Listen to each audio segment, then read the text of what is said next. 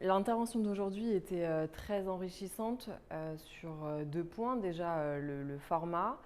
Je pense que l'interaction, le discours, la présentation, le fait d'avoir un peu des croquis originaux, ça change un peu des formats qu'on a d'habitude.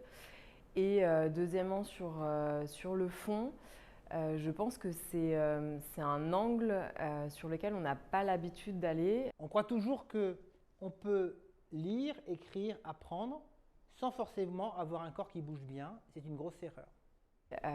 Je trouve que ça a permis de poser un peu les choses, de comprendre aussi que on avait le droit de parler de ces sujets-là. Et surtout, je pense que ça a éveillé un peu la curiosité et ça a fait écho dans l'équipe et aussi personnellement.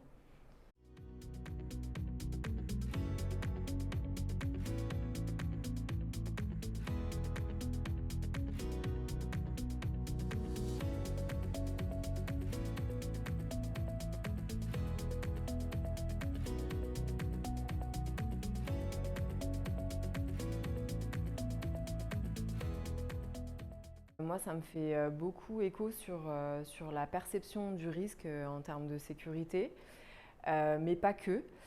Du coup, même en termes de perception de comment on se sent au travail d'un point de vue physique et comme l'a expliqué Lionel, pas forcément que psychologique. Et vraiment d'être en capacité de se concentrer sur soi, d'avoir un peu des clés voilà, qui nous permettent peut-être de faire effectivement des exercices, de se remettre un peu dans des conditions physiques positives.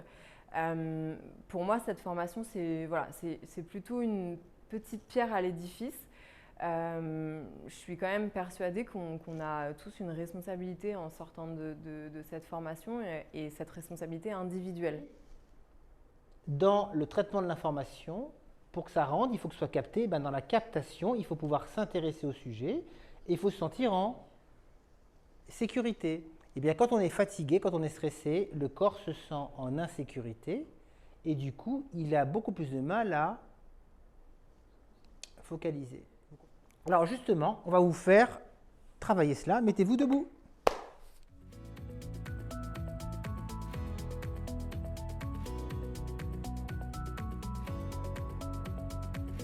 Folklore.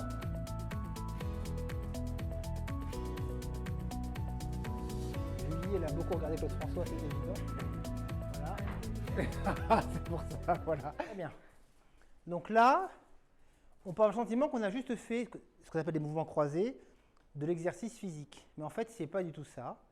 Là, on vient de créer des conditions, peu à peu, pour stimuler la boucle d'apprentissage.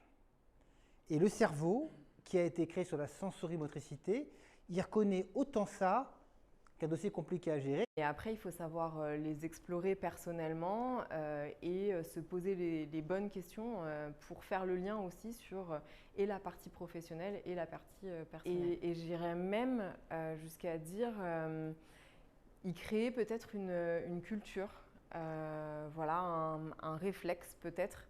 En tout cas, voilà, d'avoir quelque chose de plus profond sur le sujet. Au-delà des mots, des exercices et tout ce qu'on a vu aujourd'hui.